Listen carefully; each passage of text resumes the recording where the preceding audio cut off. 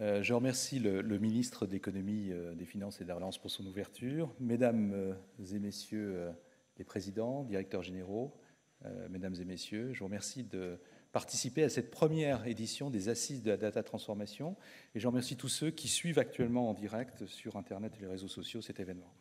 Alors depuis sa création en 2007, notre observatoire Netexplo a eu une mission, celle de capter et d'analyser les usages émergents digital partout dans le monde.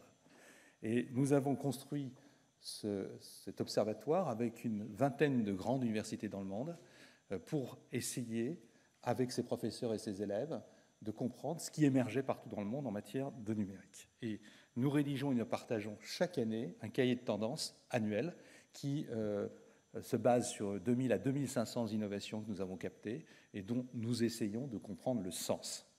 Et ce travail, entrepris il y a maintenant presque 14 ans, nous a permis d'apprendre beaucoup de choses quant à la réalité de la révolution numérique et d'en tirer une conviction. Alors permettez-moi d'abord de débuter mon introduction par une mise en perspective qui nous permettra ensuite d'aller au cœur du sujet. Je vous propose d'abord de comprendre les fondamentaux de ces données qui ont autant de valeur, comme l'a dit le ministre. Alors ce qu'il faut savoir, c'est que le propre de la science a toujours été de déchiffrer et d'agir sur le réel. Et pour déchiffrer et agir sur ce réel, eh bien, il a fallu quantifier le monde. Et quantifier le monde, c'est bien évidemment un sujet qui est possible à partir du moment où on traduit ce que nous voyons dans notre perception, ce que nous pouvons voir, ce que nous pouvons entendre, ce que nous pouvons toucher, en 7 unités de mesure à partir desquelles nous pouvons pratiquement quantifier tout ce qu'on a dans notre environnement. Donc ces 7 exemples, c'est bien évidemment la longueur, le masse, le temps, la température, la quantité de matière, le courant électrique, l'intensité lumineuse. Si on prend un exemple, par exemple, vous admirez ce magnifique champ de lavande avec ce soleil couchant, bien ce que vous voyez, c'est la réfraction de la matière lumineuse qui imprime votre rétine. Et quelque part, ces ondes, on peut les décrire ou constater qu'elles peuvent seulement, pour une partie d'entre elles, sont perceptibles, mais on peut les transformer en équations. Alors, ce n'est pas nouveau. Ça peut sembler banal, mais c'est quand même essentiel dans le processus de compréhension des données, de quantification du monde, dans la mesure où c'est une histoire qui remonte quand même à la Renaissance en Europe, et notamment à Galilée. Galilée, qui a publié en 1623 cette phrase qui était extrêmement en avance sur son temps. Il a dit « L'univers est un livre écrit dans la langue mathématique, et ses caractères sont des triangles, des cercles et des autres figures géométriques sans les moyens desquels il est humainement impossible d'en comprendre un mot. Sans eux, c'est une errance vaine dans un univers obscur. » Ce que voulait dire Galilée, c'est que pour lui, Dieu avait créé le monde en langage mathématique, et pour décrypter le monde par les mathématiques, c'était la façon d'accéder au monde réel caché derrière les apparences. Un physicien très connu, Max Planck, a lui, au XIXe et au XXe siècle, été beaucoup plus direct et synthétique, puisqu'il a dit « est réel ce que l'on peut mesurer ». Et qu'est-ce que cela signifie ? Ça signifie que, comme une mesure n'est rien d'autre qu'une donnée, ça signifie que tout le réel peut être transformé en données. Et les technologies numériques ont accéléré ce processus avec une capacité extraordinaire de production et de traitement de données qui a porté sur tout type de choses. Et du reste, dès la fin des années 90, une petite start-up s'est créée avec une mission qui est d'organiser les informations à l'échelle mondiale pour les rendre accessibles et utiles à tous. La vocation de Google, ça n'a jamais été d'être un moteur de recherche. C'est d'être un point de passage de toutes les informations mondiales, publiques. Et bien évidemment, on comprend toute la stratégie de Google derrière et ses développements comme Google Maps ou la numérisation de tous les livres dans le monde. Alors, désormais, il ne s'agit plus seulement d'organiser ces informations, mais de produire et d'exploiter les données numériques, surtout, partout, tout le temps, et par tout type de moyens. Et on numérise absolument tout. Quelques exemples. Bien sûr, on numérise l'actualité et les informations. Là, vous voyez le site des Échos et son application mobile. On numérise les connaissances humaines, et notamment tous ces contenus fabuleux qui sont dans nos livres, dans nos grandes bibliothèques. On numérise les arts, et notamment les musées, comme le Louvre. On numérise notre environnement physique par la géolocalisation et la cartographie numérique. On numérise notre comportement en ligne, qui est enregistré, en partie mémorisé, vos relations sociales, qui sont analysées sur les réseaux sociaux. En matière de santé, les capteurs permettent de mesurer votre activité, cérébrale, votre activité physique, et d'avoir des dashboards qui vous permettent de savoir où vous en êtes. Et concernant les entreprises que vous connaissez bien, bien évidemment, les sujets de la production, de la logistique et de la distribution sont devenus des incontournables de la numérisation. Alors, tout cela est la source d'une masse colossale de données. Et comment fait-on pour capter toutes ces données aujourd'hui par rapport à l'innovation digitale mondiale que l'on peut observer chez Netexplo? D'abord, on peut produire des productions numériques en données directes. C'est le cas de cette émission, par exemple, que nous réalisons aujourd'hui.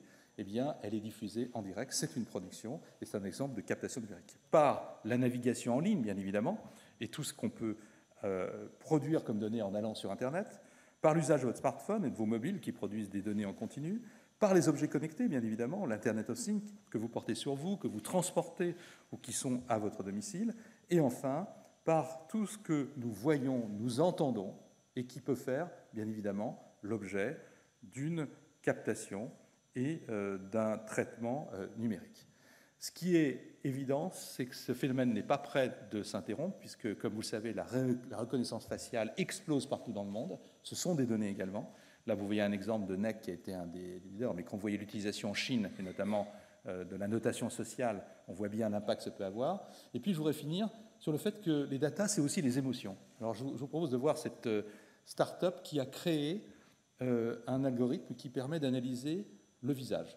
Et là, vous avez, je ne sais pas si on peut mettre le son d'ailleurs sur cette vidéo, on voit une maman qui chante à son bébé, et sur la droite, vous avez les analyses de comment il voit les choses. Et vous voyez que là, il est très content d'entendre chanter sa maman. Et puis, à un moment donné, vous voyez, les émotions se transforment, tout ça est en réel. Et à un moment donné, on va voir que dans son comportement, les choses vont un peu changer. On voit le bébé qui observe sa maman. Alors, on n'a pas le son, c'est un peu dommage, mais c'est pas grave. Voilà, là, il explose de joie. Puis, à un moment donné, il est un peu angoissé. Et là, d'un seul coup, on voit que le rouge va devenir majoritaire. On peut analyser les données, c'est aussi les émotions aujourd'hui. Alors, tout ça, c'est un constat qui a fait naître chez l'Observatoire Netexplo le fait que la révolution digitale, ce n'est pas le smartphone, ce n'est pas l'ordinateur, ce n'est pas l'objet connecté. Le mot d'ordre de la révolution digitale, c'est ce point que Julien Lévy a traduit il y a quelques années maintenant, tout transformer en données pour tout transformer par les données. Et bien évidemment, c'est le propre de cette révolution numérique sur la quantification du monde, de produire ces données et de pouvoir transformer le réel avec. Alors aujourd'hui, on assiste à une véritable accélération sans précédent. Il s'agit de repousser les limites. Et une conséquence de cette évolution, c'est qu'on ne peut plus dire aujourd'hui qu'il y a des entreprises de secteur numérique et de secteur traditionnel. Toutes les entreprises deviennent numériques ou sont obligées de le devenir, comme l'a dit le ministre à l'instant.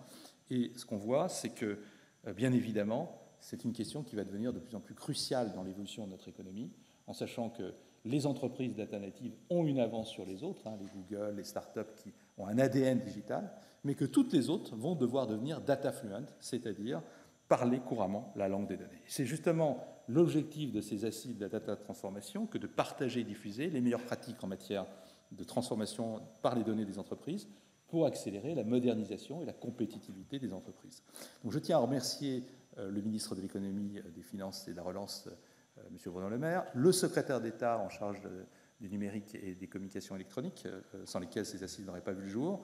Mes remerciements vont aussi aux 7 entreprises qui ont accepté de répondre à nos questions, de participer à cette enquête que va présenter Julien juste après moi, cette entreprise, grande entreprise face aux défis de la transformation digitale, et qui ont aussi mobilisé, et je les remercie pour ceux qui sont déjà présents, les présidents et les directeurs généraux en charge du digital qui vont se succéder sur cette scène, et bien évidemment l'ensemble des personnes qui vont intervenir, c'est-à-dire une trentaine d'intervenants qui vont partager leur vision et leur expérience de la data.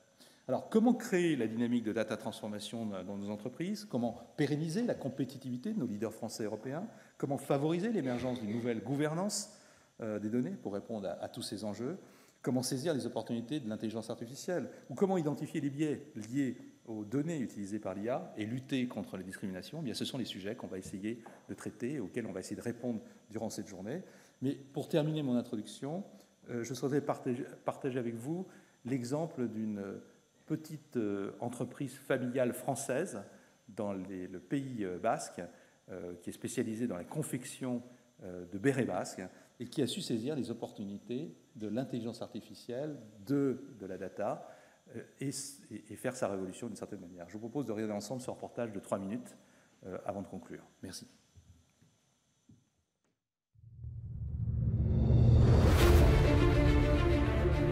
Tout commence en 1821 dans le petit village de Pagol, au pied des Pyrénées. Un atelier de bérets s'installe, fondé par Iban Camjuzan. L'atelier Camjuzan fabrique des bérets pour les bergers de la région. Mais la qualité de ses créations dépasse les frontières locales. En 1888, c'est l'atelier Camjuzan qui équipe les premiers chasseurs alpins grâce à un rejeton Camjuzan, Vicente, qui s'enrôle dans le bataillon. Vicente Camjuzan s'installe ensuite à Paris et se reconvertit comme chef d'éco dans le cinéma. Son couvre-chef atterrit sur la chevelure des vedettes de l'époque. L'entreprise décolle au niveau national. Sur un tournage, Vicente Camjuzan fait la connaissance de Juliette Despart, modiste. Le couple diversifie les modèles Camjuzan. Capeline et chapeau-cloche pour femmes et enfants, chapeau de feutre pour les hommes. Mais dans les années 70, le port du chapeau tombe en désuétude. L'atelier Camjuzan se replie sur le marché historique des bérets, donc la pelote basque, mais conserve aussi une activité de précision pour la haute couture. Dans les années 80, la mode n'en finit plus de réinterpréter le béret, faisant ainsi vivre l'atelier Camjuzan grâce à la qualité de ses matières premières et la précision de son savoir-faire. En 2002, Philippe Camjuzan, ingénieur diplômé d'une école toulousaine, puis doctorant au MIT à Boston, revient pour Noël dans la maison familiale du Pays Basque. Il a l'idée de connecter ses propres recherches sur les textiles intelligents au savoir-faire familial. Il fabrique alors un prototype de béret équipé de mini-panneaux solaires permettant de faire fonctionner des écouteurs. Fascinée par cette vision, l'une des jeunes filles de la famille, Johanna, alors en études de médecine, confirme l'orientation high-tech de l'entreprise. Elle développe un prototype de béret intégrant des capteurs physiologiques permettant un diagnostic médical prédictif en temps réel. Les enfants de Johanna, engagés pour la planète et pour les productions locales, poursuivent les innovations avec un objectif clair: relancer la mode du béret en France. Mais pas n'importe quel béret. Un béret qui, de 2010 à nos jours, se déploie selon plusieurs axes. Un béret qui intègre les datas dans la production pour garantir une traçabilité de l'origine des composants textiles, en particulier des laines, pour certifier la qualité des conditions durables d'élevage. Un béret qui embarque des capteurs permettant d'analyser les données environnementales et les rendre disponibles à l'utilisateur via une app. Ces données sur l'environnement, captées par tous les porteurs de bérets, sont mises à disposition de toute la population, permettant de cartographier les endroits les moins pollués d'une ville en temps réel et en open source. Une version du béret intègre aussi des fonctions de loisirs, de coaching, de communication, de bien-être. La NASA serait prête à équiper les premiers explorateurs sur Mars d'une version augmentée du béret basque.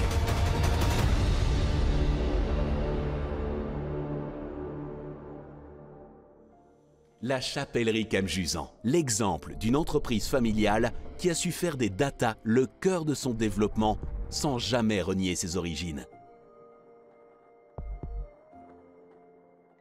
Bon, vous l'aurez compris, cette entreprise n'existe pas.